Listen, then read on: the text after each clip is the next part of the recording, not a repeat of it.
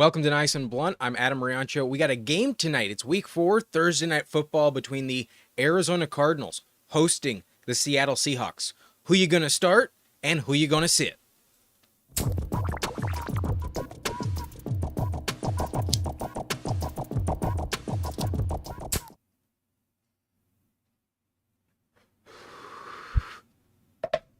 Could have been better, but I was finishing a bowl that already existed. Last second decision to take a rip. But we will smoke some weed after the main broadcast as we answer some questions later on.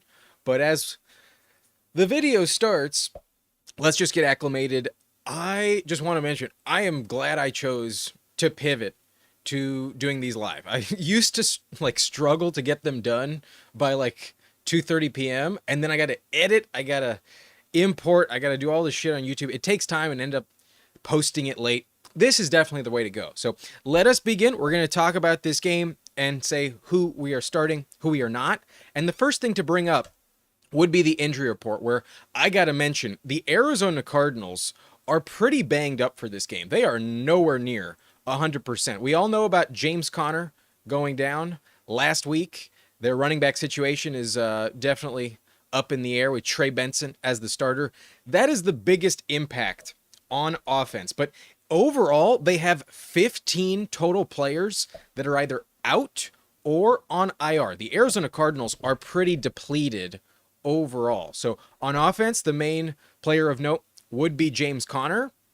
However, on defense, there are several big name players as well. Actually, I would also like to mention Paris Johnson, the left tackle, is questionable. He is actually not a guaranteed to play. He is among 6 players that are questionable for the Cardinals. So that would be a big impact to Trey Benson as the plug-and-play running back this week. I'd also be a bit worried about Kyler maybe getting sacked, but he probably scrambles a bit more because of that. He might run a little extra without Conner and if Paris Johnson is unavailable. But that's not a good sign. And then on defense, there's a lot of injuries. Walter Nolan, their first-round pick, has yet to play this season. So he's out. They've been doing okay without him. However, probably the biggest player to mention is Will Johnson, the second-round rookie cornerback out of Michigan. He didn't play last week. A very good player. I don't think JSN is going to have any limitations. They do have some other corners that are decent, like Max Melton. He will play. But Sean Murphy-Bunting is out as well. So those are some big-name players that are unavailable. Obviously, James Conner, that's a big deal. But Will Johnson, I do think, limits their output as a defense. And then Walter Nolan, hopefully he can come back, but they haven't had him yet. Their defense might be better once he is on the field. So that is the Cardinals side of the ball. Now let's move on to the Seahawks side of the ball, where, hold on, let me get this in frame. The Seahawks are pretty much healthy. They are expected to have Zack Charbonnet back. Charbonnet did not play last week, but was full in practice all of this week. And then on defense, they are going to have Devon Witherspoon back. Their nickel corner is going to be back for this game. Here we go. Devon Witherspoon at the bottom of the screen is active for this game. So in general, the Seahawks are far more healthy. They only have a total 7 players that are either out or on IR, and they're pretty much all depth pieces. None of them are really starters that you need every single week. So that's good for them. The Seahawks are way more healthy, and there's really only 2 starters that are questionable, and I expect both of them to play. I don't think they're without any key pieces. So the Seahawks way healthier. And now let's get on to the starts for this game. I think this, whoa, why is it so big? The Seattle running back core is definitely pretty clear and obvious. You're starting Kenneth Walker. I think if you have Kenneth Walker, you need him in the lineup. He looked really good last week, but Charbonnet was out, and I do think he'll fill in pretty nicely. He's had some really big success against Arizona. I've looked up Walker's last 5 games versus the Cardinals. He's averaging 15.3 points per game and does have 3 touchdowns in those 5 matchups, and also an average of 105 total yards per game, 86 on the ground and 19 in the passing game. So I do think Walker is going to go over 100 yards again. I think he's going to have a really solid game. And the touchdown's a bit up in the air. He has been vultured by Charbonnet this season already, but I would be starting Walker, no doubt about it. And then Charbonnet, I think I'm going to bench. Charbonnet did not play last week, and if you look at the history of him playing in this matchup, while last year in week 12 he was the starter, he put up almost 29 fantasy points. In his other 2 games as the backup, he has never seen more than 7 touches behind Kenneth Walker. As long as Walker's healthy and available, Charbonnet just can't quite be trusted. Very touchdown dependent, not enough volume. And although they've used him a bit more this season, he did miss last week, and maybe they limit his overall touches a little bit. But I just think it's the typical usage. Walker gets most of it, and Charbonnet gets a limited amount. Walker is the only running back I'm starting in this backfield. At RB15, I think he's a lock in the lineup. So Walker should have a good game. And now let's talk about the Arizona running backs, where I do think Trey Benson has legitimate flex appeal. I rank him at number 23 this week in the flex territory, behind guys like Scatterboot and Chuba Hubbard, but also above players like Alvin Kamara, Breece Hall, Travis Etienne.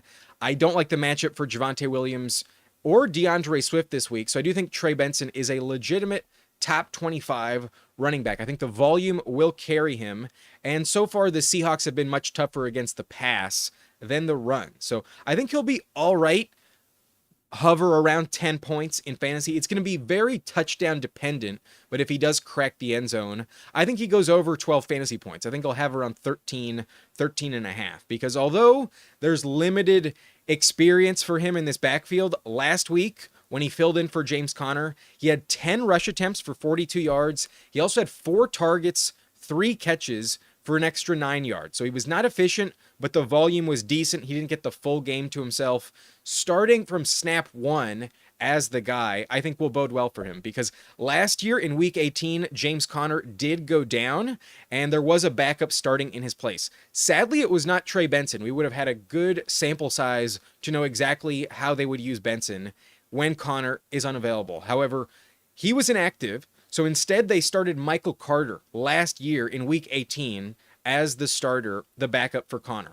In that game, Michael Carter had 17 rush attempts, 4 targets, 4 catches, a total of 59 yards from scrimmage. So pretty inefficient, similar to Benson last week. Not that many yards overall, but a total of 21 touches, and 4 of them came in the passing game. I do expect heavy volume for Benson this week. And in that game, week 18, Michael Carter also found the end zone, so he scored 13.9 fantasy points in that game. That's basically what I'm expecting for Benson. It's going to come down to that touchdown, and it's not the best guarantee, but a decent bet to make just based on volume. You'll get enough to carry you for like 60, 70 yards, and he's probably going to catch 3 or 4 passes.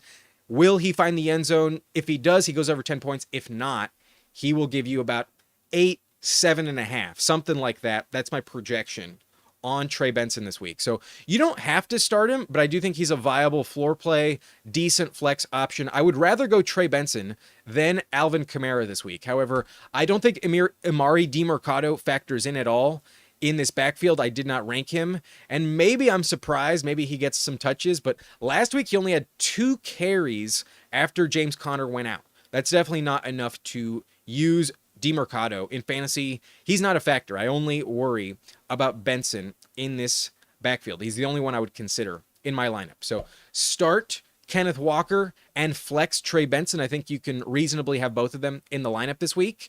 And moving on to the quarterback position, I don't think you're starting either of them. I do rank Kyler Murray above Sam Darnold, but I only have him at number 17. Number 17 is not an automatic start. Only if you're in a 2 quarterback format, super flex league, would I start Kyler Murray.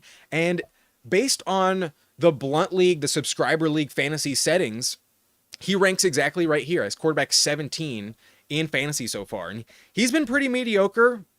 He hasn't burned you with like a 9-8 point game. He's had at least 15 points in all 3 games this season, but he's also has not gone over 18 points in either game. He's been very consistent, 17 points, 16 points, 15 and a half. He's nothing special, but he's also never going to burn you because he runs the ball enough to keep the floor pretty high. So I think the rushing stats will be there. The last 3 games, he's gone over 30 rushing yards in each of them, but also gone less than 40 yards. So very consistent, about 36 rushing yards per game from Kyler Murray. That's basically what he was putting up last year. He averaged 33 yards per game rushing last season as well. So I think he'll have a fine floor, but I just don't see the upside. The matchup against the Seahawks is pretty brutal. And without James Conner, I don't think this offense is a safe bet at all. They could put up a terrible game, and I wouldn't be surprised. I do not trust Kyler Murray very much. James Conner was like the heartbeat of that offense. So it's going to be a lot of Trey McBride. Hopefully Marvin Harrison doesn't drop passes. But other than Trey Benson, this offense is really going to struggle to move the chain. So I could see a lot of stalled drives. I don't think Kyler's a very good play.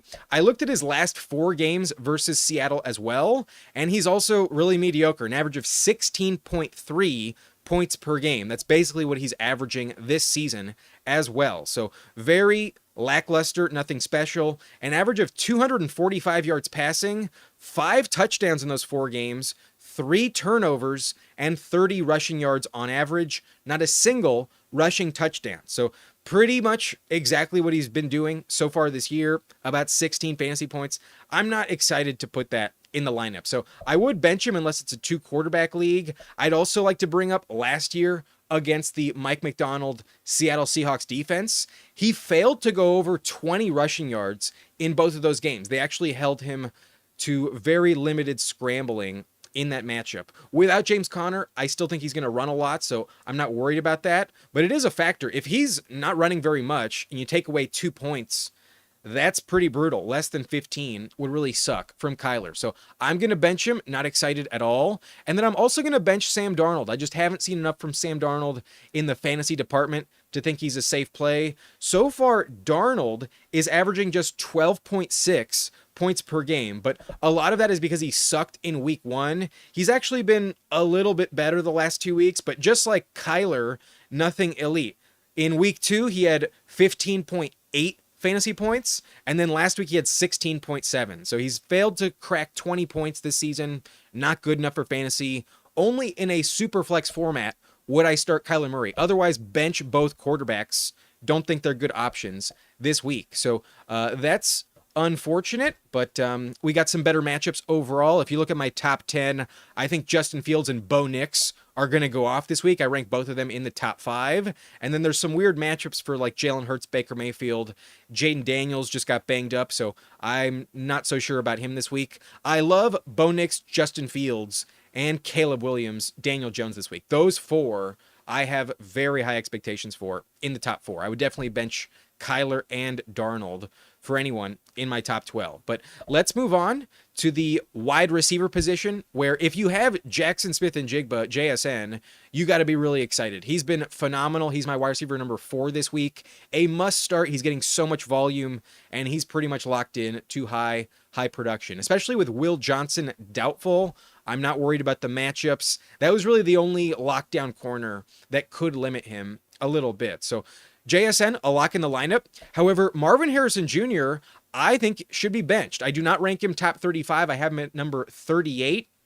And I'd like to bring up his last 2 games versus Seattle. He's been held to under 50 yards in both of them. An average of 7 targets, 3.5 catches, 48 yards, and no touchdown in the last 2 games for Marvin Harrison Jr. So that's an average of 6.6 points per game. That is terrible. And Seattle not only has elite corners, has been the 2nd toughest matchup in fantasy so far against opposing wide receivers. They also get Devon Witherspoon healthy in this game. So even if they try to put Harrison in the slot to try and get an easier matchup, Witherspoon will play the nickel. He will line up and shut him down. I don't think there's anywhere for Harrison to go where he's going to get open. I really do not want to trust Harrison at all this week. He was terrible in last week's game, and he's been getting minimal volume, less than 7 targets in each game this season. Needs a touchdown. I don't think it happens this week. So bench Marvin Harrison, absolutely start JSN. And then otherwise, I don't think there's enough of a safety net for any other wide receiver to crack your lineup. But I would like to talk about the Seattle Seahawks wide receiver core. I don't have them pictured on the screen. They're ranked too low. The cropping keeps them out of it. I do have Cooper Kupp and Tory Horton, though, back to back at wide receiver 60 and 61. And if you've looked at the distribution so far, in week 1, Cooper Kupp had 3 targets, 2 catches for 15 yards. He was terrible. And then in week 2, he popped off. He had 9 targets, 7 catches for 90 yards. But last week, they barely used him, only 3 targets, 2 for 31. And he has not scored a touchdown this season. So we're worried about his health long term. It wouldn't surprise me if mid-game, it's a Thursday night game. He's a veteran. It's kind of like the Austin Eckler situation.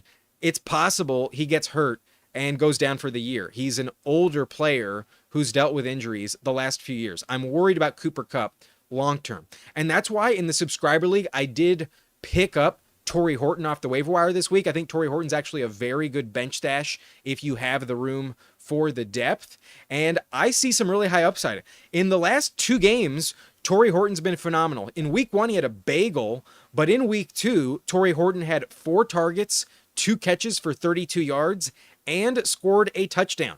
Last week, he had the exact same stat line. He had 4 targets, 3 catches for 32 yards, so actually caught an extra reception, also scored a touchdown, and then also scored on a punt return touchdown. So Horton has 3 total touchdowns in the last 2 games. They are kind of devoid of receivers beyond JSN. They actually really like him. I was a big fan of Tory Horton back in the offseason. If you've watched my live streams all summer, you know that Tory Horton was a guy I was drafting in the last round back in May. I was on Tory Horton ever since the draft. I've been a big fan of his, and the fact that he's healthy, he's turned up through the first 3 games. He already has 3 touchdowns. So I'm really excited about him as his role expands over the season. And then especially if Cooper Kupp does get hurt, I see a lot of upside for Tory Horton. JSN is not scoring touchdowns. Tory Horton should be picked up off the waiver wire. I'm tempted to rank him higher than wide receiver 61. If he scores a touchdown, he'll probably crack the top 40 this week. I do think Horton has some upside long term and this week, but I would bench both of them, just not enough volume and consistency overall. Like, still just 4 targets per game. That's not good enough to trust in fantasy. It needs a touchdown, so that's why I'd bench him. But I would pick both of them up off the waiver wire if they're available. Next up, though, we will talk about the Arizona backup wide receivers. I didn't rank either Michael Wilson or Greg Dortch. Maybe somebody steps up with no James Conner, but I just don't trust him. The Cardinals passing game is pretty bad. I think they should try and trade for someone like DJ Moore or Tyreek Hill. The Cardinals need somebody else other than Marvin Harrison Jr. It's pretty sad that they can't get anything going other than Trey McBride. So definitely not starting a backup Cardinals wide receiver this week. They're not even in the top 70 in my rankings. And then at tight end, I do think, obviously, McBride is in your lineup. McBride has been elite so far, a really valuable option. And he's one of the few second, third round picks who has paid off. So he's been really consistent as expected. Last week, he also scored a touchdown. So that's nice to see. That was a problem for him last year. And Trey McBride is a lock in your lineup. If we look at his last 3 career games versus Seattle, when he was the starter, if we go back 4 games, it was when Ertz was the starter. So I'm only looking at the last 3 games. He gets a shit ton of volume, like always. 11.7 targets. The last 2, he's gone over 14 targets in each of them. He averages 7.3 catches for 79 yards per game. He's also scored a touchdown in those 3 games. And that's an average of 13.6 points per game. Without a touchdown, you will go over 10 fantasy points from McBride. I think they're going to have to lean on him extra because James Conner got hurt. I think there can be more touchdowns for McBride this season because I don't know if they fully trust Benson as of yet. So you have to start McBride. That's a no-brainer at tight end 2. He's a lock in the lineup. But I did not rank Elijah Arroyo, the rookie tight end for Seattle. Technically, he's not even their top guy. A.J. Barner has actually out-touched him 8-5 in terms of targets and overall opportunities. Right now, Elijah Arroyo is not ready to play. So not going to start Arroyo, didn't even rank him, but definitely start McBride. That's obvious you need him in the lineup. Next up, though, let's talk about the defenses, where I would be starting the Seattle Seahawks defense. They've been a very productive option so far, at least in the Blunt League. They rank as the second highest defense in terms of scoring, and they are benefiting from some special teams touchdowns. So this week, I don't know if they're going to find the end zone, but I do rank them at top 6. I'm really worried about the Cardinals defense in general, and they didn't use a lot of energy to beat the Saints last week. I think they're much more rested and much more healthy than the Cardinals in this matchup. And especially if Paris Johnson can't go, I just don't see the Cardinals putting up more than 20 points. So love Seattle this week. Their defense looks really good, and I would start them. They're a top 6 play in my opinion this week. However, the Cardinals, I have at number 15. I think they're on the lower end of the streaming category, and odds are I think you can do better, where I don't think you're going to be plugging them in to the lineup. I think at 15, unless you're in a super deep format or it's really competitive where there's a lot of teams that carry 2 defenses, I doubt you're starting the Arizona Cardinals this week. I kind of worry about them, to be honest with you. I could see the Seahawks offense putting up a lot of points. They've put up a lot each of the last 2 games, over 40 points each of the last 2 weeks. So not a good spot here, but in division, they probably play tough. They're at home on a short week. I doubt Darnold is going to look elite in this matchup, but I don't think the Cardinals will have many answers. I don't think the Cardinals are a very safe play. I'd rather go with the Chargers and Packers in the top 2, the Vikings, the Broncos, the Bills in the top 5, and then I also have the Texans, Titans, Lions, Niners, Falcons, Commanders, Panthers, Patriots, all ranked above Arizona at 15.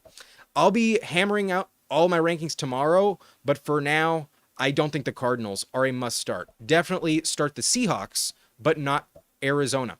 So that's it for defense. And then last position to mention would be kicker, where I am starting the Seattle kicker. Jason Myers has been a top 4 kicker in fantasy so far. So I think he'll kick at least 2 field goals this week. I think he'll also get some extra points. I think he'll give you at least 8 points in fantasy this week. But if you wanted to start the Cardinals kicker, Chad Ryland, it wouldn't be a terrible choice, but I wouldn't do it tonight. I would bench him. He is in the top 12 so far this season in terms of fantasy kickers. So not going to trust him. I'm only trusting Myers. Start Seattle's kicker, bench the Cardinals kicker, and now let's wrap it up with these starts for this game. I think there's only 5 players that are locks in your lineup. JSN, a no-brainer, a top 5 receiver this week. McBride, a top 2 tight end on the season. Kenneth Walker is a top 15 running back this week. I would be starting Kenneth Walker. And then I would also start the kicker, Jason Myers, along with the Seahawks defense.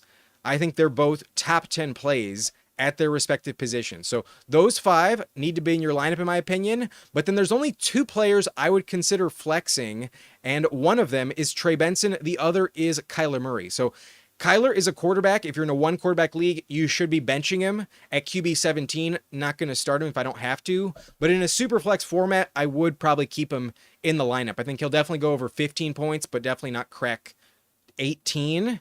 And I think he'll just hover in the safe floor play, a top 20 quarterback, but not top 15. I don't think Kyler needs to be in the lineup. And Trey Benson outside the top 20 is more of a coin flip, but probably going to start him in the flex. I think Benson's a safe floor play, just a little touchdown dependent. I hope it hits. If it doesn't, you might get burned. So those are the only 2 other players I would consider in the lineup. Otherwise, I would be benching every other player, and that's a lot of guys. We got Darnold on the bench this week, Charbonnet on the bench, Cooper Kupp and Tory Horton, but I am monitoring their pecking order. If the targets start to heavily favor Horton, Horton might be a top 50 receiver pretty fast. I think he's got some upside because JSN doesn't score many touchdowns. Horton could score a lot this season. Definitely bench Elijah Arroyo, not getting anywhere near enough volume to trust. And then on the Arizona side of the ball, I don't trust Harrison. It's a bad matchup this week. He's outside my top 35.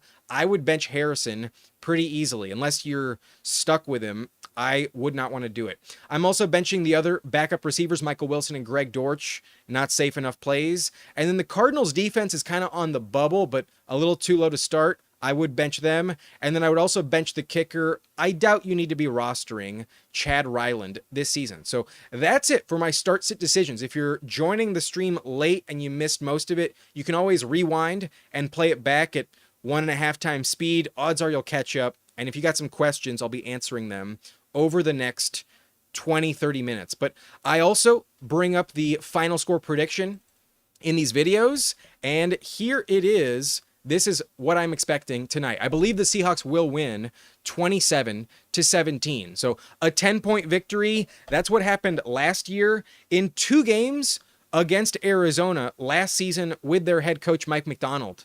The Seahawks won both games, and the final score was 16-6 and 30-18. In both games, they won by 10 points. I think they're much, much better than Arizona. The Cardinals are also very banged up, and I think they're going to be reeling on offense without James Conner. Their offense is going to look like shit, in my opinion. So it's going to be a lot of McBride, but not many touchdowns. I believe Seattle is the clear and obvious pick here. I don't really understand this line. This is pulled from FanDuel. The point spread is only 1.5 point in favor of the Seahawks, and I think they should be favored by well over a field goal. I think the line should be 3.5, but they are on the road Thursday night. Maybe I'm underestimating the Cardinals defense a little bit, but I've seen enough from the Seahawks offense where I trust them. Their defense looks great, and I got a lot of questions for Arizona. I do not trust Kyler Murray, especially without James Conner. So pound the Seattle Seahawks minus 1.5. I think that's a very, very safe bet. And if you just want to play it even safer, take a money line. I just don't see it for the Cardinals to lose. You guys don't either. The poll results are on the bottom of this screen here, and literally 81% of voters did think that Seattle is the side tonight. And this poll got almost 700 answers, 698 to be precise. So that's a shit ton of people that are convinced in Seattle. This is an overwhelming favorite according to the poll. So the line is pretty strange. Minus 1.5 feels like it should be a lot more. And I do project 44 points tonight. I would technically hit the over on 43.5, but I don't feel great about it. I would avoid the point total on this game. I would just take the Seahawks, either money line or minus 1.5. I think they crush Arizona tonight. So that is my expectation in this game. I believe Seattle will win 27-17. So that's it for all of the start-sit decisions. And lastly, I do give you a higher or lower entry for this game. I am an Underdog partner this season, and a promo that is available if you are a new customer to Underdog and you use code BLUNT. Code BLUNT gets you $50 in bonus cash once you play your first $5. So you got to sign up using code BLUNT. They'll give you some bonus cash to match your first deposit. And then on your first entry, once you play $5, you will get an extra $50 in bonus funds using code BLUNT. So if you're interested, go ahead and follow the link in the description to sign up. And if you would like my opinion on what entry to place, this is my lineup for tonight. These are the 5 picks I made going into Thursday Night Football. I put down $5. My expected prize would be $189 if I am correct. I need all 5 of these to hit, and let's hope it goes well. But I feel really confident about the 2 on the right side of the screen. I believe Trey McBride is going to get a shit ton of volume. Last season, he had 14 and 15 targets in both games against Seattle. And without James Conner, they're going to need to rely on him a lot. So I do believe he has a shot at 10 catches this week. I hit the higher on 7.5. 8 feels like a very safe projection. I think there's so much volume going to McBride. He will catch close to 10 receptions. So love the higher on McBride tonight. 7.5 catches, I think, will go above that. And then I also think JSN is going to be dominant once again. Without Will Johnson, I think he's going to play very well. I hit the higher on 100 receiving yards. His original projection is much more attainable. I believe it's like 75. And if you want to play it safe, just stick with that. However, I think he's going to have a really good game. I believe JSN will look very good, and I think he's going over 100 yards tonight. In his last 2 games versus Arizona, he has at least 77 yards, but only an average of 6 targets in both games. His role was much different last year when Metcalf and Tyler Lockett were on the team. I expect a lot more volume. I do think JSN will crack 100 yards tonight. So that one is a little bit risky, but I'm willing to take it because I think the payout is worth it. And then I feel really good about this one. Marvin Harrison, less than 9.5 fantasy points. He needs a touchdown, and I don't think it's going to happen. I would not be excited to start Harrison tonight, so I really don't think he cracks 10 points. I'm projecting him for less than that, so I hit the lower on 9.5. I'm not a believer in Harrison tonight. So not excited for him. Definitely pessimistic there. And then I think Tory Horton is going to be a consistent option in this offense, and I think he's going to catch 3 receptions. Last week, that's what he caught, 3 exactly, and the week before that, he only caught 2. So it is a 50-50 call on this. I could be dead wrong and sadly miss the entire wager. However, I do think Tory Horton will be more involved as the weeks go by. I like him tonight. Give me the higher on 2.5 catches. And then lastly, Kenneth Walker. I would have hit the higher on rushing yards. However, I got in at the last second, and they did remove the rushing yard projection on Walker. So I think he'll contribute in the passing game. In his last 5 games versus Arizona, he's averaging 19 receiving yards per game. So as long as he catches like 3 receptions, I think he will go over 12.5. I think the higher is the side on Walker's receiving stats tonight. So I need all 5 to hit. If they do, I will turn $5 into $189 and wish me some luck. I hit the higher on Trey McBride, 7.5 catches, JSN 100 yards, Walker 13 receiving yards. Horton needs 3 catches or more, and then Marvin Harrison Jr., as long as he doesn't catch a touchdown, I think will go lower than 9.55 fantasy points. I think Harrison is not going to play well tonight. So that is it for this video. We are done with the main broadcast, and I mentioned it in the comment section. Now we will answer some questions. So let me close the poll. Let me see what you guys believe is going to happen. It looks like 61% of y'all are taking the Seahawks minus 1.5. There were 31 votes, and the majority, 6 out of 10 people, did take Seattle minus 1.5 to cover. So that's the side I'm on. I think they win by 10 points tonight, so I'm pretty convinced they're a safe bet. But let me get the chat loaded. I'll get your comments on the screen in just a second, and then we'll rip through y'all's questions pretty soon. Give me just like 1 or 2 minutes. Less than that. Less than that.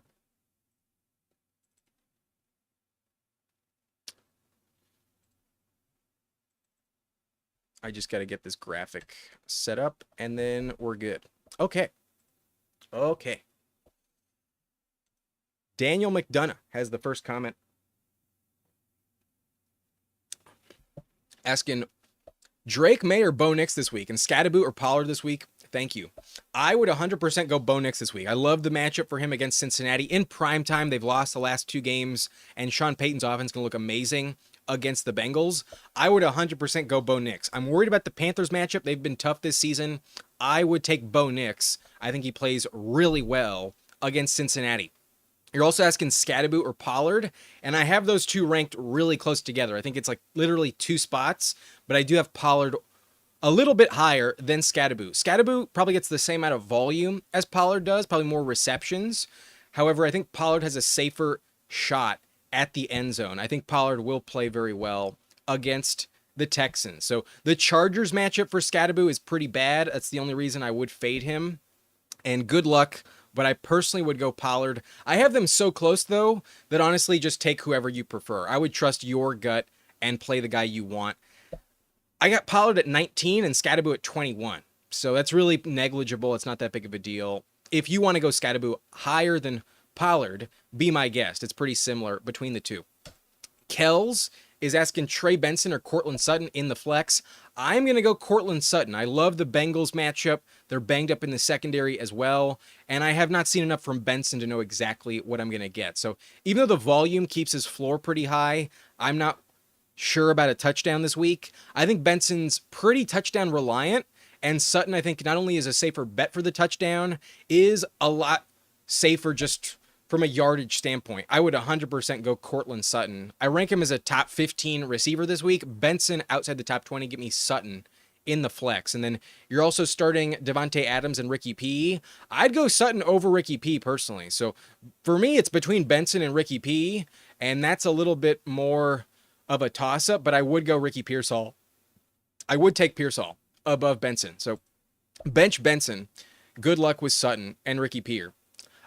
Jamie, good night. A good evening to you as well. I guess if you're on the East Coast, it would be the evening. It's still afternoon for me. It's only 3:50 Pacific time. But Kells is also asking Chase Brown or Trey Benson. Here, I would go Trey Benson. I do not trust Chase Brown, and the Broncos matchup scares me. I don't think the Bengals look very good on Monday. Give me Trey Benson tonight over Chase Brown. But Orozur says, would you play Walker or Genty? I'm actually pretty high on Genty this week. I think he has a breakout game because the Bears matchup sucks. But I haven't seen enough from him to know exactly what I'll get. And Walker has played really well against Arizona, an average of 15 points in his last 5 games against them. I would just play it safe. I would go Walker. We just haven't seen enough from Genty to know exactly what you'll get. But the matchup is great for Genty. If you can flex him and maybe bench like, a low-end wide receiver 3, I would probably do that. I think Genty has a really good game against the bad Chicago Bears defense on Sunday. So start Walker over Genty, but we'll see about your flex play. And then Kells with another question. Ridley, Troy Franklin, or J-Mo? Pick one as my wide receiver 2. I'm going to go Jamison Williams. Against the Browns, I think Jared Goff is going to play fine. The Browns are really good against the run, so Goff will need to step up in the passing game. And he plays amazing in Detroit in the Dome. Goff is a much different asset in home games. So I think Jamison Williams will look good. I'm going to go J-Mo over Ridley. I'll bench Troy Franklin, even though the Bengals matchup is good. Give me Jamison Williams against the Browns. Kells is also asking Kincaid or Tucker Kraft. This week, I'm going to go Tucker Kraft. Against Dallas, they have no defense, and I do think Jordan Love plays well. I think Kraft is going to be a good play. This week, I'd go Kraft. But Kincaid is tempting. Kincaid's not bad, and Kincaid's healthier. I get it. The question's valid, but I would go Kraft over Kincaid. Kel's also asking Walker or Dobbins. That's really close. I actually rank Dobbins one spot above Kenneth Walker because he gets the Bengals, and the Bengals are a terrible, terrible defense. Dobbins has a better matchup, so I actually do rank Dobbins one spot above Kenneth Walker. It's very close, but I would go J.K. Dobbins, personally. Kells with another question. Damn, you are just lighting it up. Geno Smith, Goff, or Murray? Pick one. I'm definitely benching Kyler Murray, and then it's between Geno and Goff. Geno has the better matchup, but Goff plays better at home. I think the safer floor play would be Goff, but I actually think Geno's like right there with him. I rank them back to back. So it's between Geno and Goff. I'll hammer out my rankings at the position tomorrow. In this moment, I think I'm going to go with Jared Goff, but just barely. Geno's like right behind him. In the top 15, I have Goff and Geno this week as good streamers, but I would bench Kyler for sure. Jonathan says, what up, man? Pretty pumped to see how Benson does tonight. Stash him in all 5 of my leagues. Wow, that's a good pickup there. James Conner has usually gone down. Last year was like a weird aberration. So good call there. Yeah. I'm curious to see what happens too. I think he'll get a lot of volume. I think he'll look fine, but not great. And he'll just be like, touchdown dependent. If he doesn't find the end zone, he's not going to be great, but I think he'll be okay. And then the volume will make you like excited that he has a lot more upside rest of season. I think rest of season, Benson will look better than tonight. Jonathan also says Benson was 3rd on the team in targets prior to Connor going down. Curious to see how it plays out. That'll be interesting. If you told me Benson is going to average like 5 or 6 targets every game, I'd probably consider him much more valuable than where I rank him this week. I think he'd probably crack the top 20 if that's the case. So yeah, let's see what happens. I'm very excited as well to know how they use Trey Benson. Oro Zor says choose 2, 1 running back and 1 flex. We got Walker the third, Pearsall, and Genty. We are benching.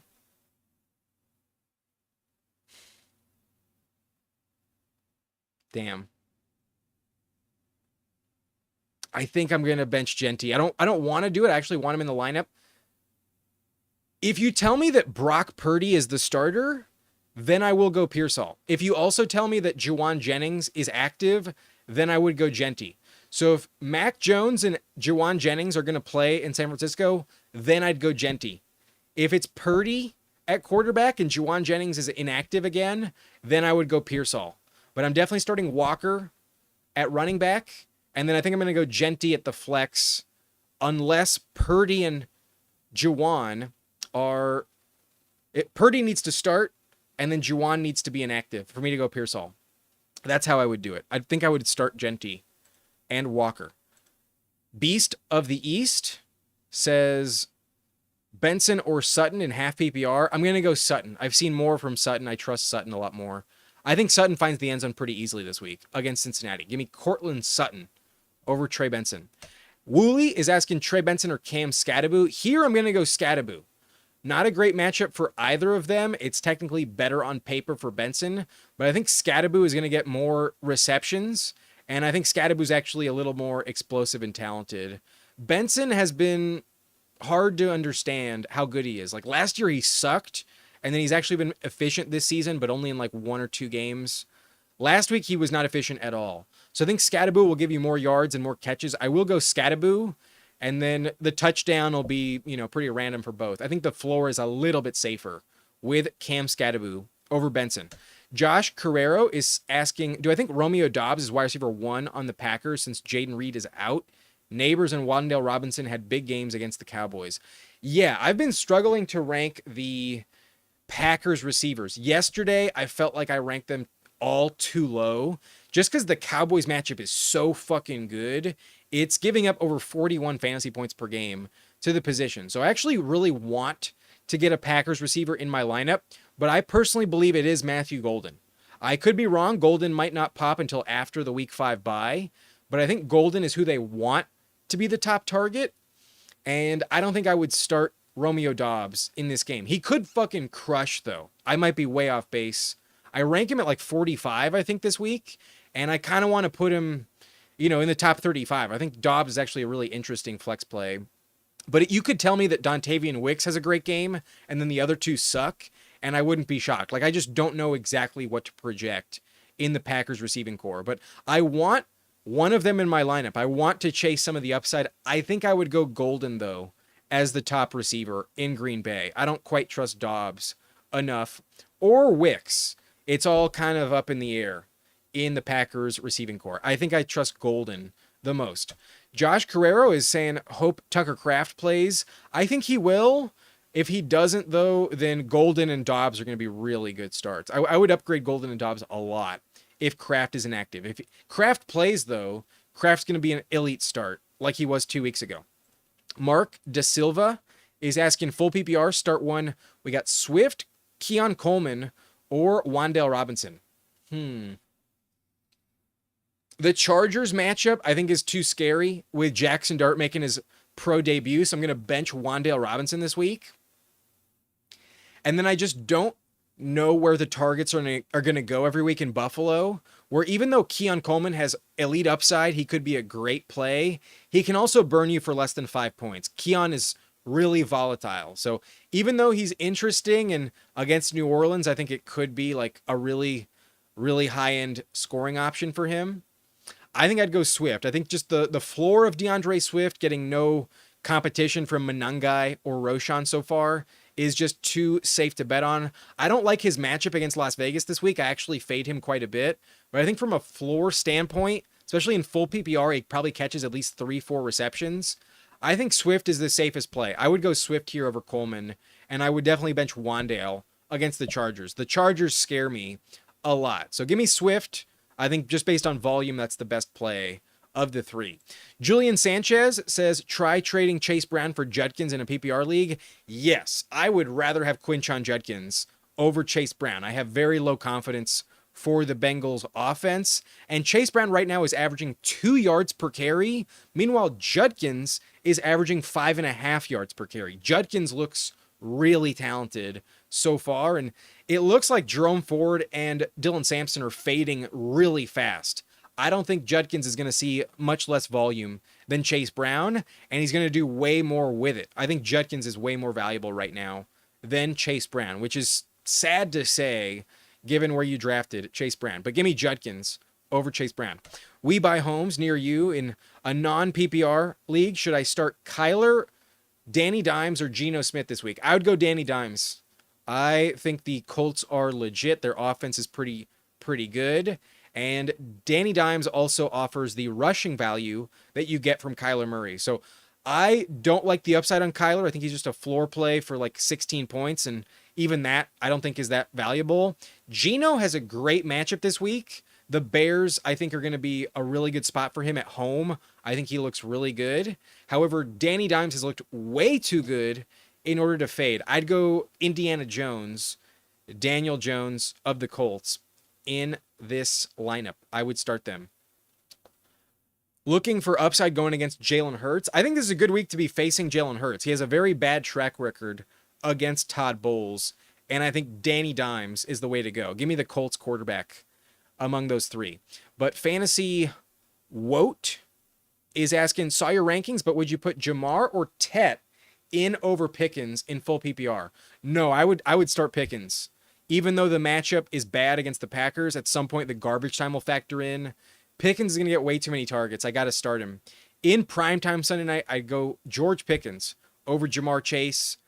Chase gets Pat Surtain, so definitely going to fade him. And then Tet, who does he get this week? He gets the Patriots. So Tet is actually pretty interesting, especially in full PPR. The volume should carry him. However, Pickens is probably going to see the same amount of targets, and Pickens is a much safer bet for a touchdown. I would go George Pickens. I would start Pickens over Jamar Chase and Tet McMillan. Best ball on call, no question. Just here to hit the like button. Thank you, my friend. I really appreciate it. And if y'all have been watching since the beginning, or you're just enjoying the stream, hit that subscribe button if you're new, and like the chat, like the video as well. Do me a favor and support the stream. It helps in the algorithm. It does all the stuff I need. Either comment or like the video. It goes a long way. So thank you, Best Ball on Call, for hitting the like button. Really appreciate it. And it looks like we have 18 likes right now and 26 people watching. So if those 8 or so people that haven't hit the button, hit that like, I'd really appreciate that. Let's at least get to 25 likes by the end of the video. I would appreciate another 6 or 7 likes in the next few minutes. But Angus says JSN is good and all, but he's no Travis Etienne. Angus is lying to y'all. Angus is trying to get me to trade for Travis Etienne. He's offering me Etienne, and I don't think I'm going to do it. He's offering me a very tempting offer, Etienne for RJ Harvey in one of our leagues.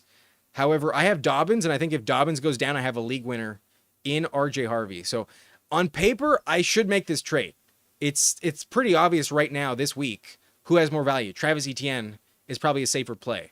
But rest of season, I think the higher upside is RJ Harvey. There's a reason why we drafted Harvey in the 4th round and Etienne in the 9th. So I am not going to bite. I'm actually going to keep Harvey in that trade. It sounds stupid. It sounds like I should just take Etienne. But if you told me Dobbins goes down next week and I have Etienne instead of RJ Harvey, I would be kind of pessimistic. I would feel like I'm missing out on some upside. I think Harvey does have league winning potential later on. But let's move on to your questions. Let's move on from my trade discussion. Josh Carrero says, Deebo Samuel, number 1 wide receiver now since Terry McLaurin is questionable. Yeah, he's been the number 1 receiver through the first 3 games as well.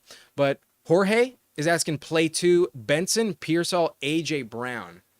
I think I got to start A.J. Brown this week. He was too good last week to bench. And then between Benson and Pearsall, damn, it's tough. It's a coin flip. And I think it kind of comes down to Purdy starting and Juwan Jennings' health. But I think I will go Pearsall. I think I'm going to go Ricky Pearsall. I just haven't seen enough from Benson yet to know exactly what I will get. So they're both a little touchdown dependent, but I think the yardage will be better for Ricky. Give me Pearsall and A.J. Brown over Trey Benson. Angus is asking Pittman or Waddle this week. I love Michael Pittman this week. Pittman has a good matchup against the LA Rams, who got torched by A.J. Brown and Devontae Smith last week. I think the Rams secondary could be a little suspect. They played very well against Nico Collins week 1, but then in week 2, they weren't as good. And then in week 3, they were really bad.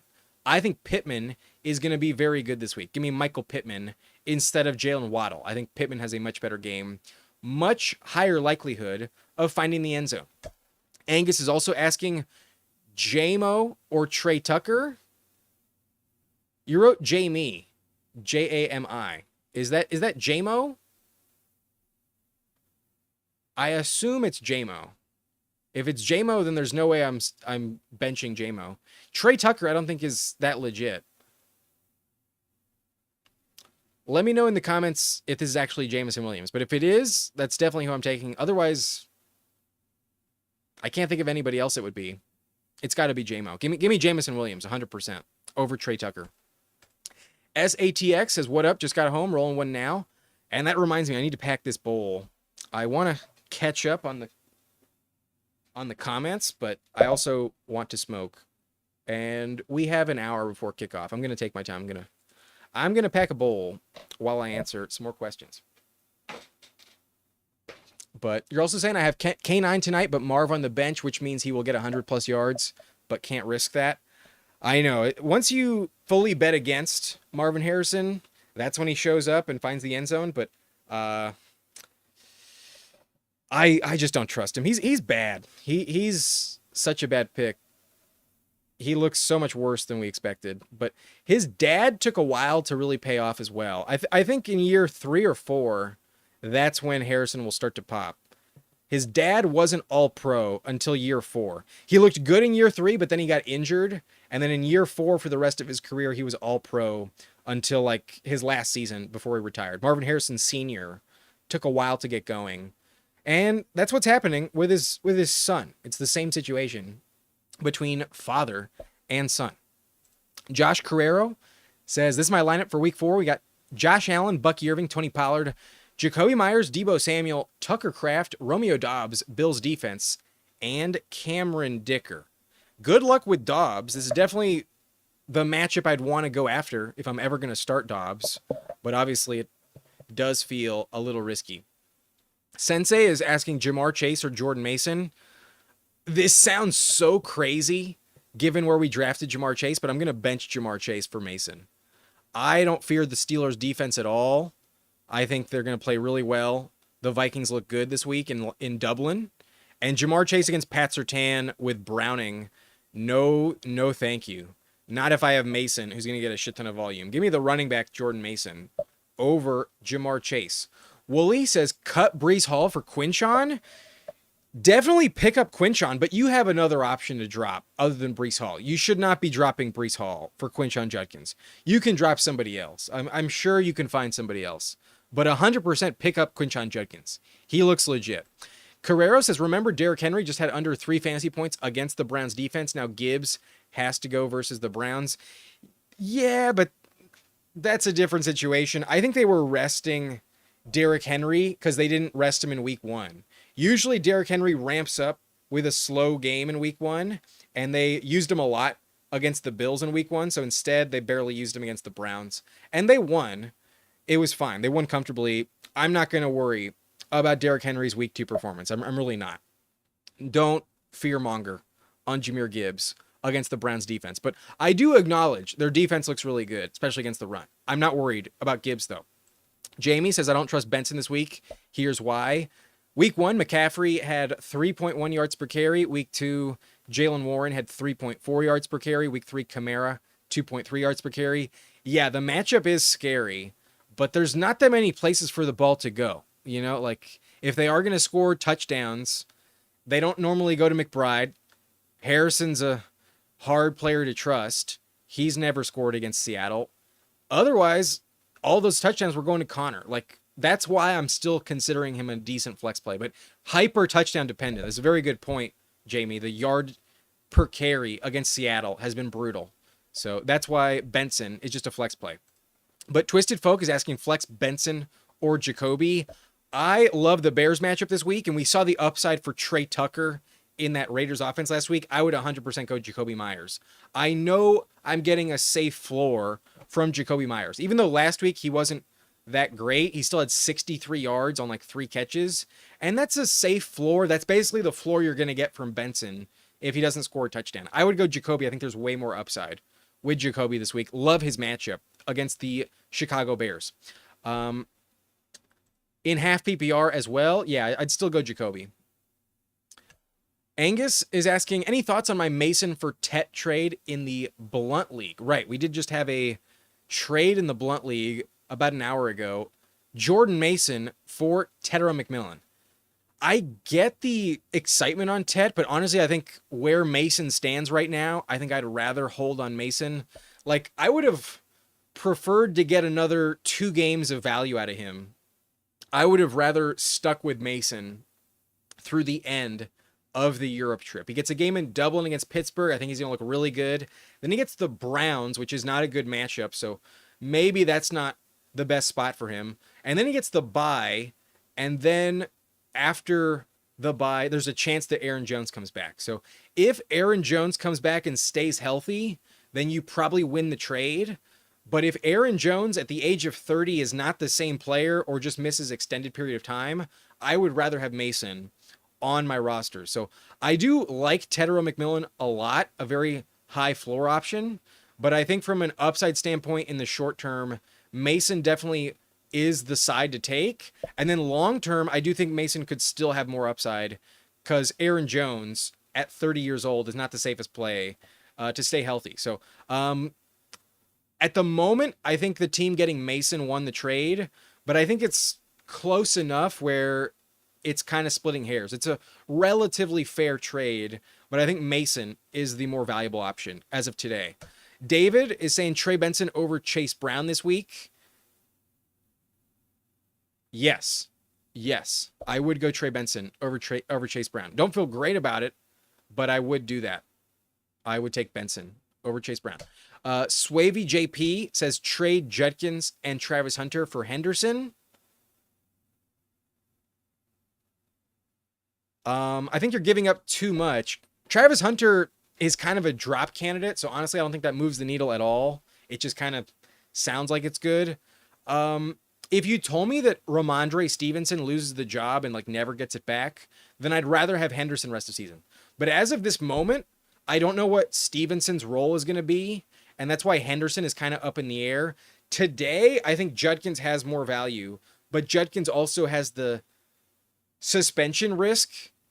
Rest of season, I think I would rather have Henderson, but I don't think you need to give up Travis Hunter in order to get him. That's a close one.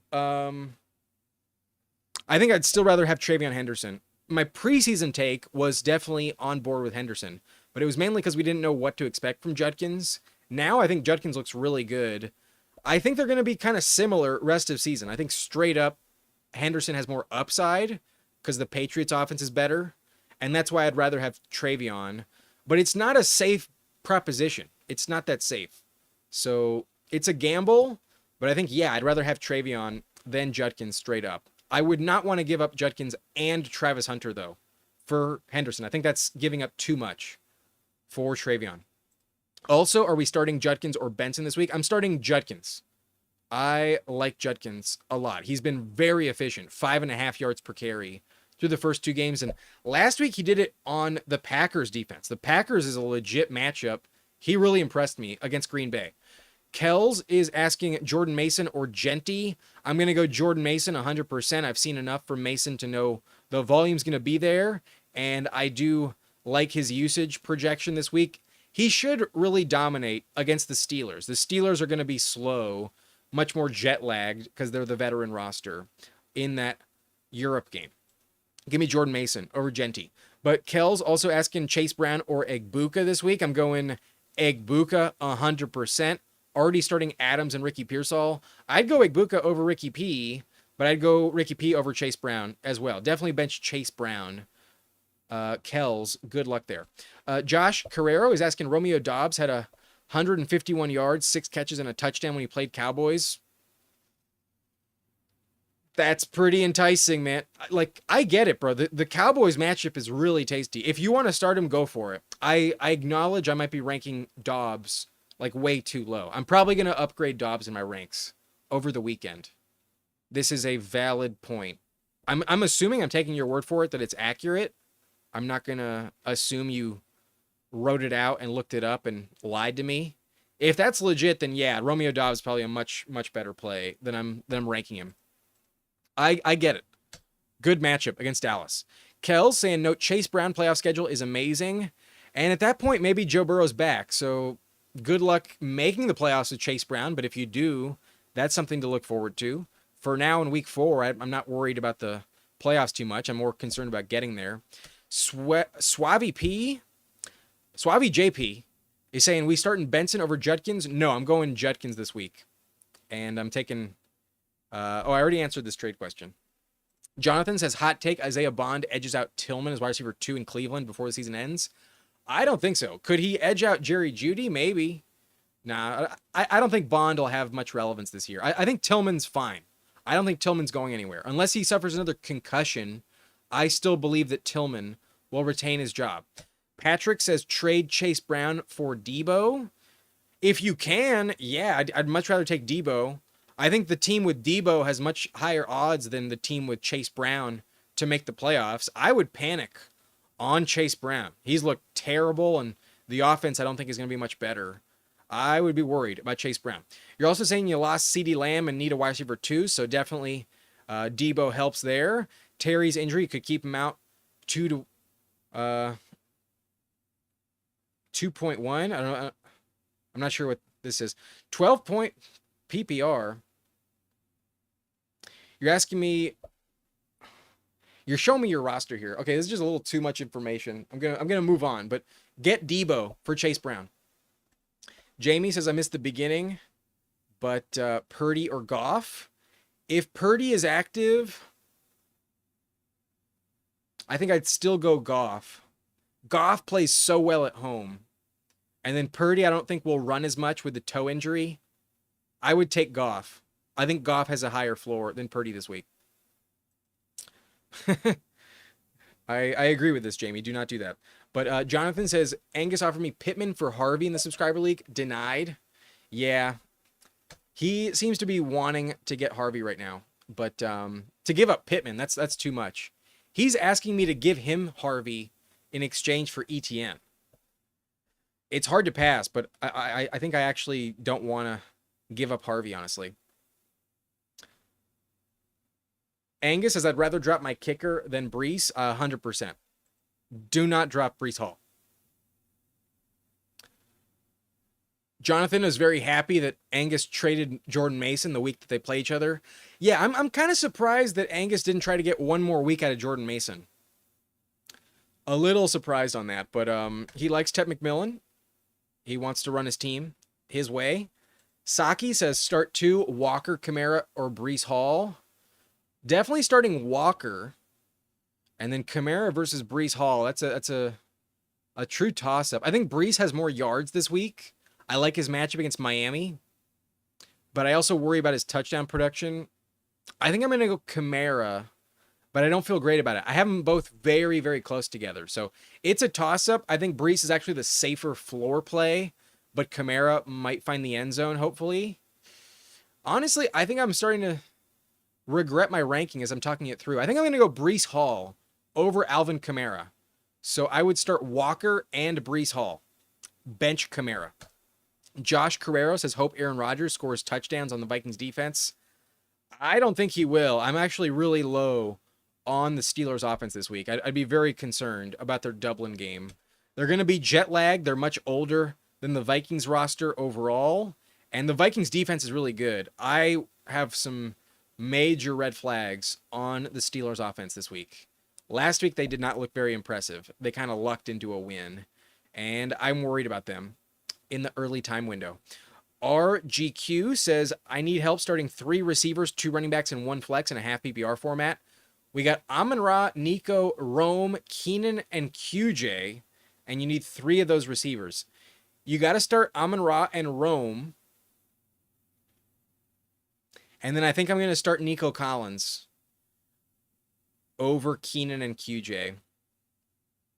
I think the early time window for the Chargers could be rough. So at the 3 receivers, I'll go Amon-Ra, Nico, and Rome. You also need 2 running backs between Kyron, Chuba, Benson, Judkins, and Pacheco. 100% you're benching Pacheco. I think you're benching Benson as well. I'm going to start Kyron, and then I'm also going to start Judkins this week. I'm going to start Judkins against Detroit. So that means you have 1 flex between Keenan, QJ, Chuba, Benson, and Pacheco. And personally, I think you're deciding between Keenan Allen and Chuba Hubbard in the flex. I'm going to go Keenan Allen. Those are my starts. I'm going Amon-Ra, Nico, Rome, and Keenan, and then Kyron Williams and Judkins. Those are the starts I would put in for my lineup. So RGQ, those are the players. Amon-Ra, Nico, and Rome at receiver, Kyron Judkins at running back, and then Keenan in the flex. Angus, thank you. Jacob is asking Geno or Kyler this week. 6-point passing touchdown. In that case, give me Geno Smith. Kyler never throws for more than 1 touchdown. And if his rushing stats are kind of neutralized by this scoring format, I much rather go Geno against the Bears. The Bears defense sucks. Give me Geno Smith over Kyler Murray. But it is 4:21. I missed it by a minute. I was waiting to take a rip. So if you have been waiting, we're going to smoke some weed now. It's past 4:20, so I can definitely light up.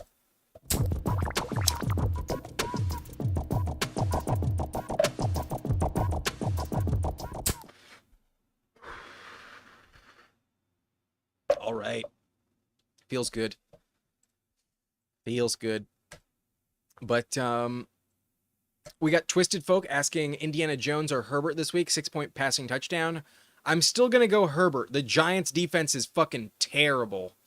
I am going to go with Justin Herbert. Albie, look at the sweet stash. I wouldn't say the stash is the more impressive part of it. I think the chin is better. But sometimes when I work on set, which I will be on Monday, they like always ask me to shave. And this is the longest I've ever grown out my facial hair. So I'm probably going to be asked to shave on Monday. But for now, I'm just refusing to get rid of it. I'm kind of liking it. I used to always shave and just keep it. But honestly, up until like a year ago, I could never grow any facial hair. So we got something. We got something. I wouldn't say the stash is the most impressive, but I'm happy to have something rather than nothing. Albie is asking Tet, BTJ, Travion, and Igbuka, which 2 should I play in my 2 flex spots this week? 100% you're starting Igbuka. And then I think you're going to bench Brian Thomas Jr. Niners scare me a bit. And then although Travion could fucking crush if Ramondre's fully in the doghouse, we haven't totally seen it yet. And I would like to see Travion in action as the guy. So with the Patriots secondary missing Christian Gonzalez, I would go Tet McMillan this week. I think Tet has a very safe game against the Patriots. I think there's a lot of points in that game. And I think Tet will be a fine start. Unless Christian Gonzalez is active, which I don't think will happen, I would go Tet McMillan. But if Gonzalez does play, then I'd consider Travion. I probably still wouldn't do it, but I think I'd go Tet McMillan just above Travion Henderson. Jamie says, love how you finally came around on Tillman and drafted tons of him in your best ball. I mean, I was always like piecing him in, but then there was like a stretch when I decided just to move off of all Browns players, and then your love for him was like, yeah, we gotta stick with this guy. He was my guy last year. He helped me win some games last year. I liked him a lot last season. I'm still a believer in Cedric Tillman. I do not think Isaiah Bond beats him out this year. But Colby is asking, trade ETN and DJ Moore for AJ Brown full PPR. I have Hurts at quarterback for the stack. So ETN and DJ Moore for AJ Brown. That's kind of a lot. I think I'd obviously rather have AJ Brown. That just getting the best player does win the trade. And then you also get an extra roster spot, so that's kind of nice as well. But it feels like a lot to give up. ETN and DJ Moore. Given AJ Brown is not getting like the safest volume so far, I don't know if I'd give up that much. I'd be trying to discount the wide receiver too. Because even though DJ Moore doesn't look like a great option this year, I think there's actually a very high chance that he gets traded before the deadline. And if he's playing on a different team, like let's say the Chiefs, for instance, probably not, but let's say the Chiefs, he'd be way more valuable than he is right now. So I actually would hold off on DJ Moore for a bit. If I could give up like ETN and let's say who's like a low end receiver, I don't know, Jerry Jeudy, or, you know, someone around like wide receiver 40 or so, like Keon Coleman perhaps or Khalil Shakir, then I would do it. But odds are they're not going to accept that trade. So I think for now I would stay put. I think for now I think you can get a better deal if you wait another week or so. But DJ Moore does have the bye in week 5, so maybe you want to get ahead of that. I don't know when ETN's bye is, but I don't think it's the worst trade, but I don't think I would take the AJ Brown side. I think I'd rather stay with ETN and DJ Moore. And someone did make an appearance. We got Leia on screen for y'all, and she is saying hi. She is hungry, so I will pull away for a second, feed her. I'll be back in just like a minute or so, probably less.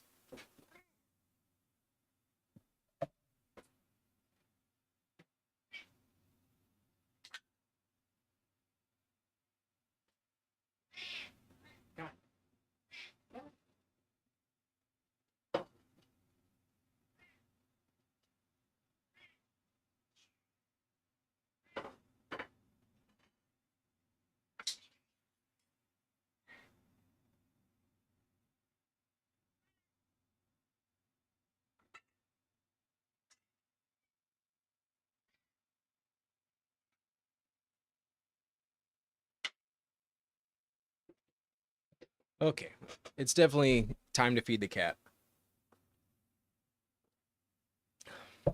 Sometimes I feed her around like 3:30, 4. It's almost 4:30, so a very justified request to be fed. But we're closing in on the end of the chat, but I'm still kind of behind. So let's try and go a little faster here. We got Millie C asking Purdy or Geno this week.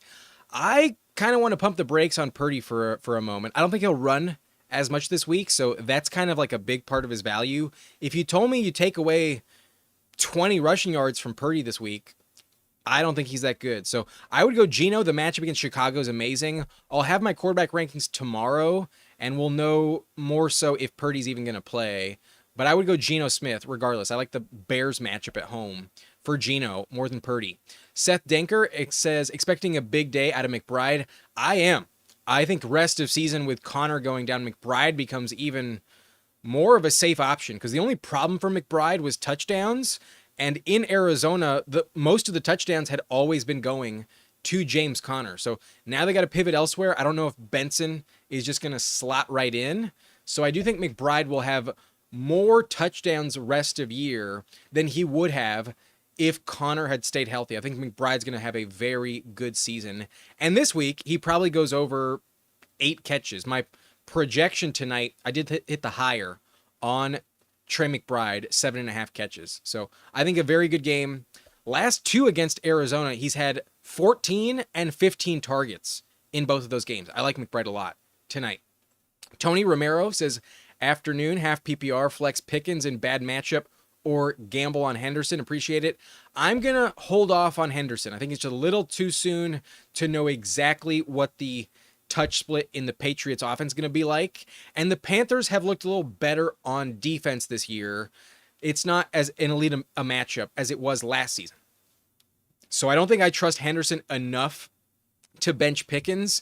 Even in a bad matchup, Dak needs to throw the ball somewhere. Pickens will get enough volume where you just have to start him. I would go Pickens over Travion. John B says Kirk or Kupp in the flex. Shit.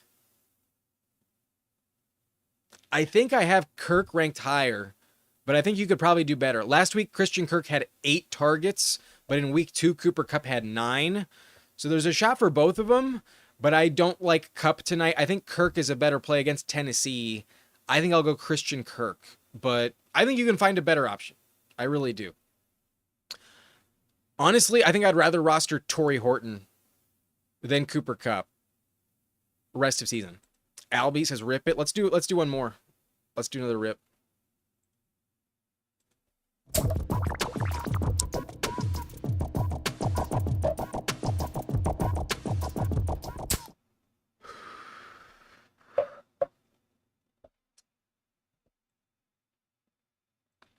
Armin says flexing 2, Hendo T-War. T-War.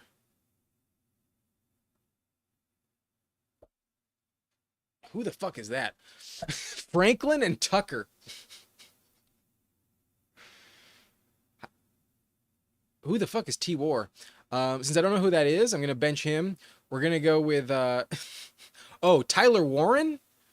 Oh, if it's Tyler Warren, then yeah, start Tyler Warren.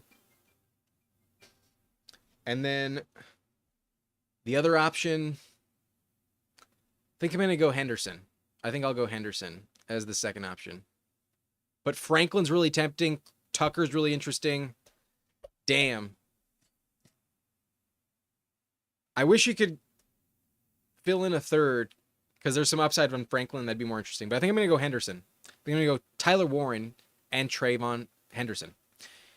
Johansson says I couldn't grow a beard until age 45. Some people are not blessed with that capability.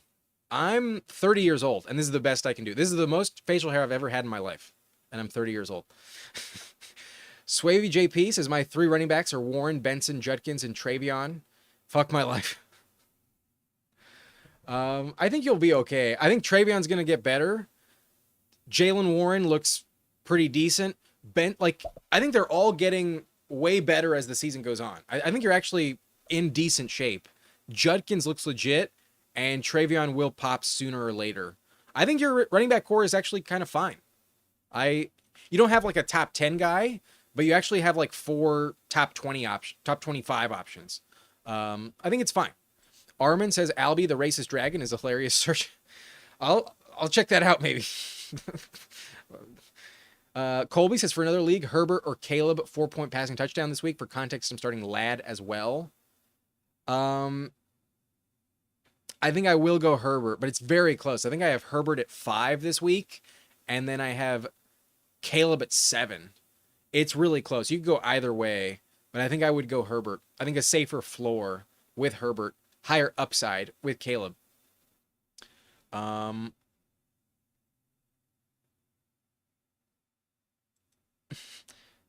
Armin says, please do Google it. It's New Zealand Sapphire, Fly the Concords.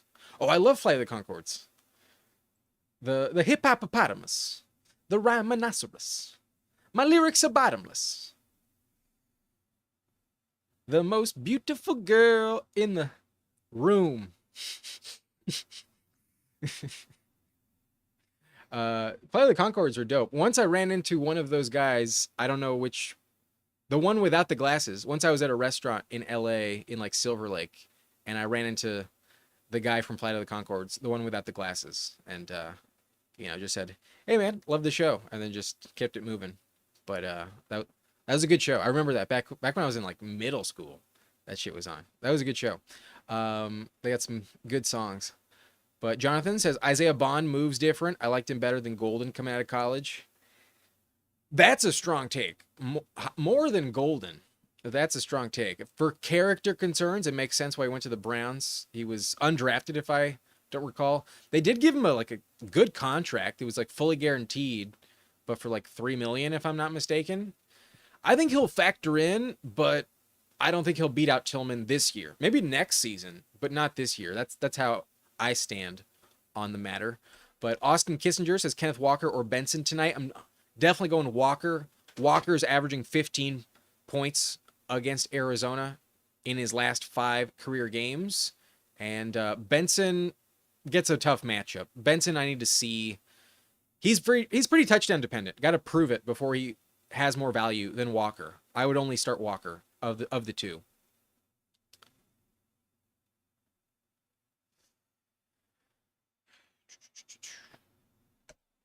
Yeah, Tyler Warren. Start Tyler Warren 100%. I've yet to see the rookie tight end abbreviated like that. So it was just like, what? Who the fuck is that? Chris to the core says I got Christian McCaffrey, Hampton, Kyron, Amon-Ra, London, Egbuka, Etienne, Pearsall, and Travion. I need to start fucking loaded roster. Jesus Christ. Okay, McCaffrey obviously is in the lineup this week. Your other running back, I think, is Kyron Williams. I think we've seen enough from Kyron to trust him a little more than Hampton at this point. I would stick with Kyron.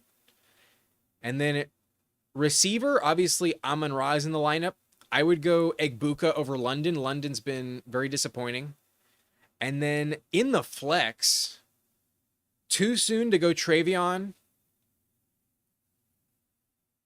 ETN gets a bad matchup against the Niners, so I'm going to fade him this week. Pearsall is very tempting, but I think London is a better bet than Pearsall. So it's between London and Hampton, in my opinion. And I would go Hampton. The Giants matchup is top 5, and Hampton's going to crush this week. I kind of want to start him over Kyron, but I think the upside is definitely much better than London and Pearsall. Give me Hampton in the flex. So McCaffrey and Kyron at running back, Amon-Ra and Igbuka at wide receiver, and then Hampton in the flex. Loaded roster. Should have a very good week this week. Should have a good week 4. In full PPR as well. So maybe you'd be tempted to go London in full PPR over Hampton, but the Commanders isn't like an elite matchup. It's an upgrade overall. I just haven't seen enough from London yet to put him over Hampton. Last week for Hampton was really good, and the Giants is such a good matchup. I would still stay put on that decision. I'd still go Hampton over London in the flex, and then I wouldn't change anything at the other 2 positions.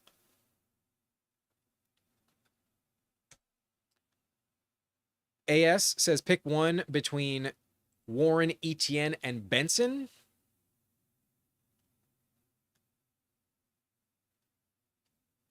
Now, here's the thing about putting Warren. You need to tell me if it's Tyler Warren or Jalen Warren, because I assume it's Jalen Warren compared to the other 2 running backs. That would make sense. But even if it was the tight end, this would also be a legit question. So clarify for me in the chat. I'm pretty close to catching up. So, yeah, I'm at the bottom of the chat already. So is this Jalen Warren or Tyler Warren? Let me know, and I'll get back to it. But Jamie says if Tucker Kraft plays, he'll be my number 1 overall this week. Yes, I think you have to buy the Packers offense this week. Jordan Love should play really well. And because the receivers are so up in the air, that's what gives Tucker Kraft so much value. He's going to be such a smash this week. He'll look probably even better than week 2 in this game on Sunday night. Kraft is going to be an elite play, but I would still go Bowers and McBride above Tucker Kraft. I would still trust them. Last week, Kraft was kind of a dud. But Shane Howard, thank you for the super chat. I appreciate it, man. $4.99. Thank you. Adam says, Adam, my guy, hope for more live streams. Who to start at DST, Hawks, or Chargers? And also who to flex Judkins, Chuba, Tet, Henderson, or Warren. Full PPR. Appreciate you, Shane. And I'll try and do some more live streams. I feel like on Sunday morning, I should try and get in, before things happen. But otherwise, I should probably try and do it on like Saturday as well. I'll try and do more start sit live streams for you and everyone else. But who to start at defense? I'm definitely going Chargers against Jackson Dart, the rookie, in his debut. I think there's going to be a lot of turnovers in this game, at least for Dart. And even though he has some like risk factor, the Chargers defense is too good. I'm not going to trust the Hawks against probably Jaden Daniels. I will go Chargers. They're my number 1 defense this week over anyone. Chargers against Jackson Dart, the best play on the board. And then also asking to flex Judkins, Chuba, Tet, or Henderson, or Warren in full PPR. It's Tyler Warren. I have McBride at tight end 1. Okay, so it's between Tyler Warren and Judkins. I think I'd go Tyler Warren. They're going to need to throw to keep up with the Rams. You have a full PPR format. Judkins doesn't catch as many passes yet. Judkins is really interesting. I'd rather go Judkins than Chuba this week, and Tet and Henderson. So it's between those 2, but I'd go Tyler Warren. I would take the tight end at the flex with the Chargers defense. Good luck, Shane. Thanks for the donation.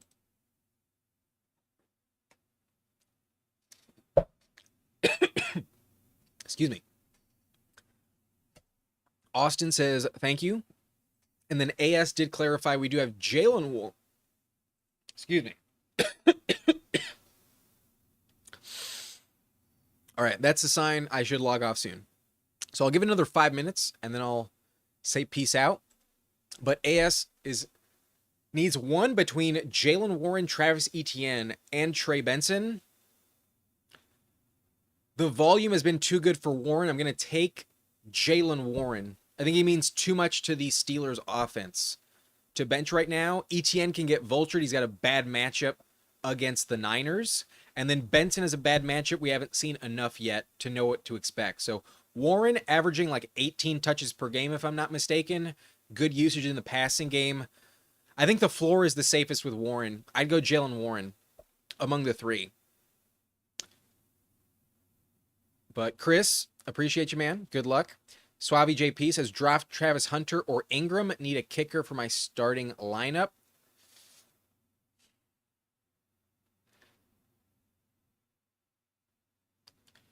You're going to wait until Saturday night to make this decision.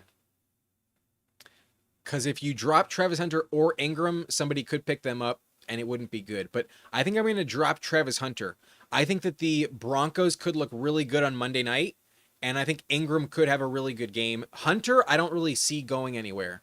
So I think I would drop Travis Hunter over Evan Ingram. I'd like to keep Ingram through Monday night to see what happens. I don't think Hunter's going to look good against the Niners, and I don't think his value is going up. It's a really weird target share for him. I don't trust Lawrence or the Jags passing game. Drop Travis Hunter on Saturday night.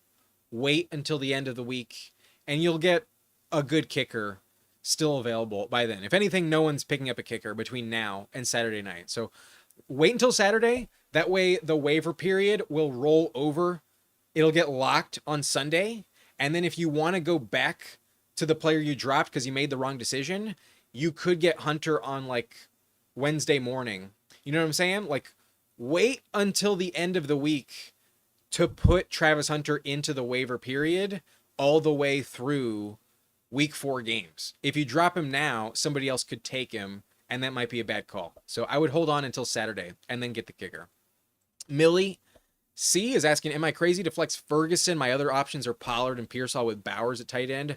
Not crazy at all. Ferguson is number 2 in the NFL in targets. I think he's a very good flex play, honestly. Like, especially in full PPR, so much volume. Ferguson, not a bad fade at all. Over Pollard, I think I would do it. Pearsall, I'm not so sure. That's kind of a toss-up, but I think from a floor standpoint, I think I would trust more targets for Ferguson. I think I would do it. If you have Bowers already at tight end, then yeah, I think I'd flex Ferguson over Pearsall. But We Buy Homes says, what kind of trade value can I get out of T. Higgins and Stephon Diggs? Who are, oh God, pretty low. I mean, maybe the name value on T. Higgins, you can still get like, I don't know, like Matthew Golden or someone. If I could get Matthew Golden, I'd be ecstatic. And I think with T. Higgins, you could get Matthew Golden and like maybe another piece. Like if you were able to get Matthew Golden and Travion Henderson for both T. Higgins and Stephon Diggs, I actually think you'd win the trade. But on paper, I think you could still get more. You know what I'm saying? So like, imagine if you package T. Higgins and Stephon Diggs for Travion Henderson and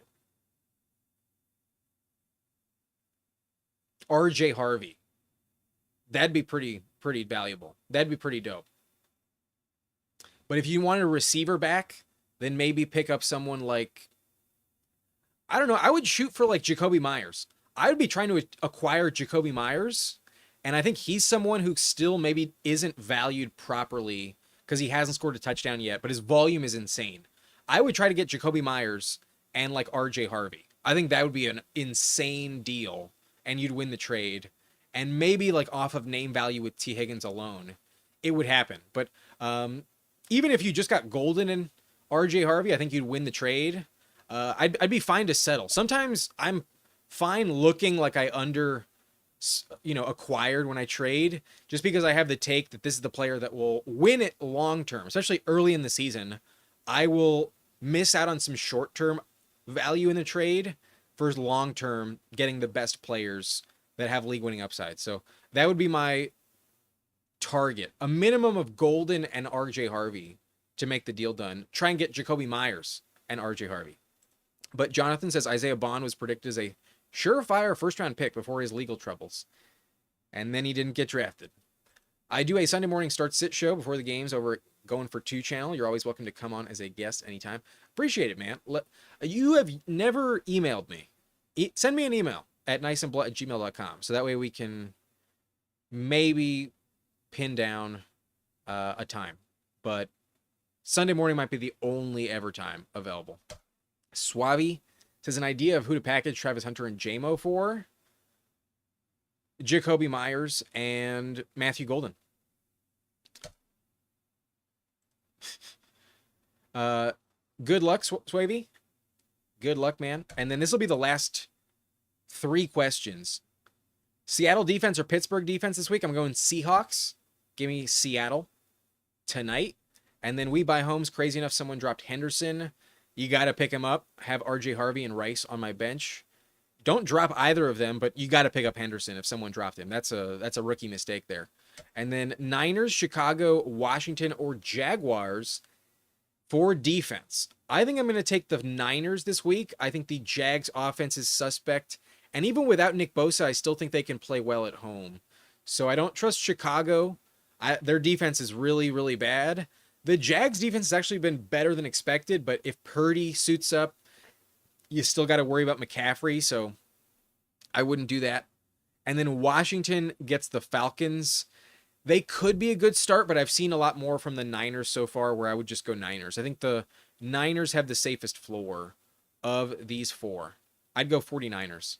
But as always, I will have my quarterback, tight end, and defensive rankings out tomorrow.